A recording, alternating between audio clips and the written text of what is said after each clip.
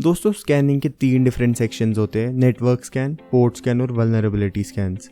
अब इन स्कैन्स का मतलब क्या है वो देखते हैं।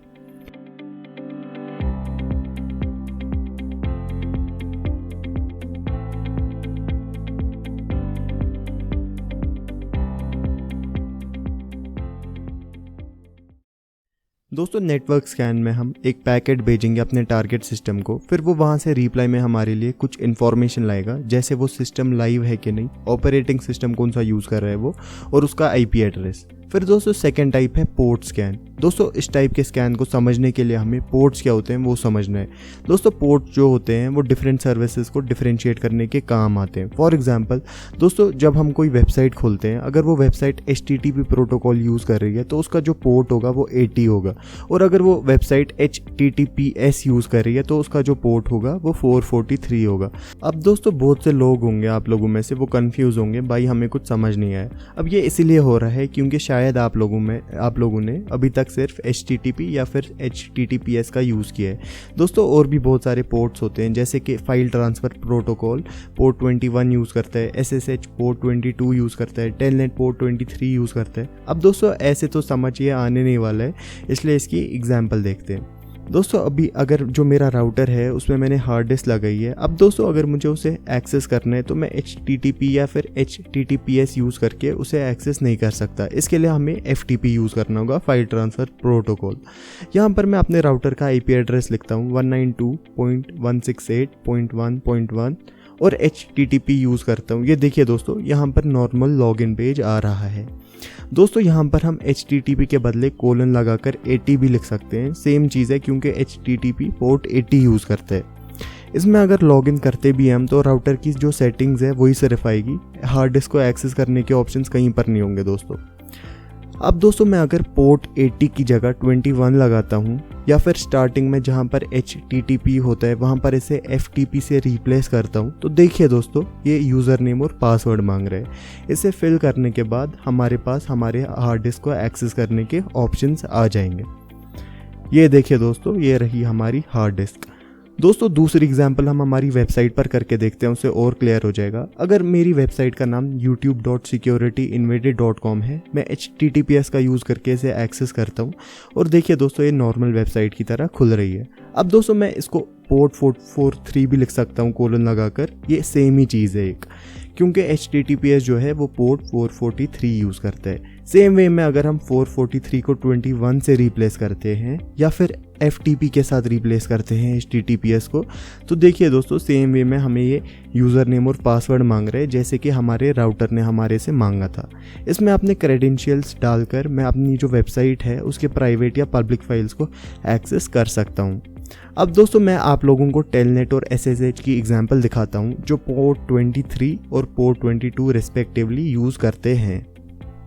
जो टेलनेट है इसका यूज़ किसी डिवाइस को रिमोटली कंट्रोल करने के लिए किया जा सकता है और ये काफ़ी इनसिक्योर सर्विस है। मैं दोस्तों बिल्कुल भी रिकमेंड नहीं करूँगा आप लोग इसका इस्तेमाल करें। दोस्तों यूज़ करने में ये सिंपल है, बस टर्मिनल में लिखना है टेलनेट और IP एड्रेस हमारे टारगेट का। उसके बाद अगर पासवर्ड है तो ये पासवर्ड मांगेगा, उसे डालकर हम जो हमारा ये रिमोट डिवाइस है इसे एक्सेस कर सकते हैं। दोस्तों जो FTP और टेलनेट है मैं तो ये बिल्कुल भी रिकमेंड नहीं करूँगा यूज़ करना, क्योंकि जो दोनों ही सर्विसेज है इनसिक्योर है। इन दोनों में जो कम्युनिकेशन होती है वो क्लियर टेक्स्ट में होती है, इनमें कोई भी एन्क्रिप्शन नहीं होती। हम इसके सब्स्टिट्यूट में SSH यूज़ कर सकते हैं जो सिक्योर होता है। इसे यूज़ करना भी दोस्तों सिंपल ही है। टर्मिनल में पहले हमें इसे स्टार्ट करना है, सर्विस SSH स्टार्ट, और फिर SSH-P का मतलब है कौन से पोर्ट में सर्विस रन हो रही है, और फिर यूज़र नेम और IP एड्रेस डालना है, और फिर दोस्तों ये पासवर्ड मांगेगा, जिसे फिल करने के बाद हम अपनी वेबसाइट को डायरेक्टली यहाँ से कंट्रोल कर सकते हैं।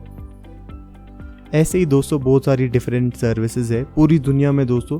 65,535 पोर्ट्स है, खुद ही सोचिए, जिनमें से कुछ हमें बिल्कुल भी इस्तेमाल नहीं करने चाहिए कभी। आगे की वीडियोस में समझेंगे क्यों।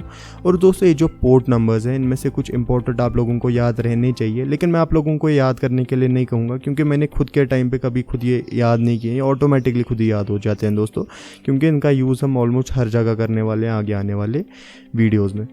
लेकिन फिर भी इतना याद रखिए अभी के लिए HTTP पोर्ट 80 यूज़ करता है और HTTPS पोर्ट 443 यूज़ करता है, FTP 21 करता है यूज़ और SSH जो है वो बाय डिफ़ॉल्ट पोर्ट 22 पर रन होता है।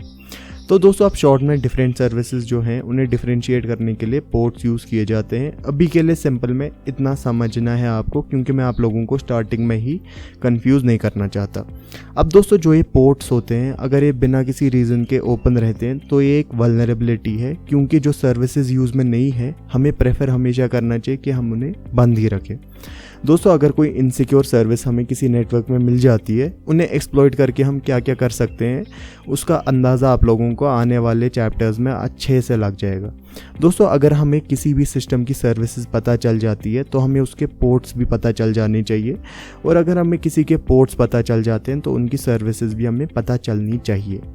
पोर्ट स्कैन में हम यही चीज़ें आइडेंटिफाई करेंगे दोस्तों, इसका एक बहुत ही बड़ा कंट्रीब्यूशन रहता है हैकिंग में। इसके बाद दोस्तों लास्ट वाला टाइप आता है वल्नरेबिलिटी स्कैन। दोस्तों इस टाइप के स्कैन में हम कुछ वल्नरेबिलिटीज़ देखेंगे जो एप्लीकेशन में हो सकती है या खुद ऑपरेटिंग सिस्टम में।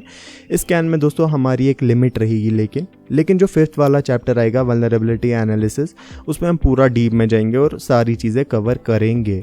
लेकिन उससे पहले अगर आप लोगों ने इसे अच्छे से नहीं समझा फिर आगे बहुत डिफिकल्ट होगा दोस्तों इस वीडियो के लिए इतना काफ़ी रहेगा। अब थोड़ा रिकैप करते हैं।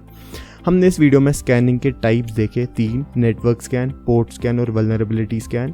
इन तीनों टाइप्स को हमने समझा है ऊपर, और अगर किसी को कोई भी प्रॉब्लम आती है दोस्तों फील फ्री टू कमेंट, नीचे कमेंट सेक्शन जो है वो इसी के लिए है। दोस्तों मिलते हैं अगले वीडियो में जिसमें हम कुछ बेसिक नेटवर्किंग के कॉन्सेप्ट्स देखेंगे जो हमारे लिए बहुत ही ज़्यादा इंपॉर्टेंट होने वाले हैं, स्कैनिंग के लिए भी और आगे आने वाले जो चैप्टर्स हैं उनके लिए भी।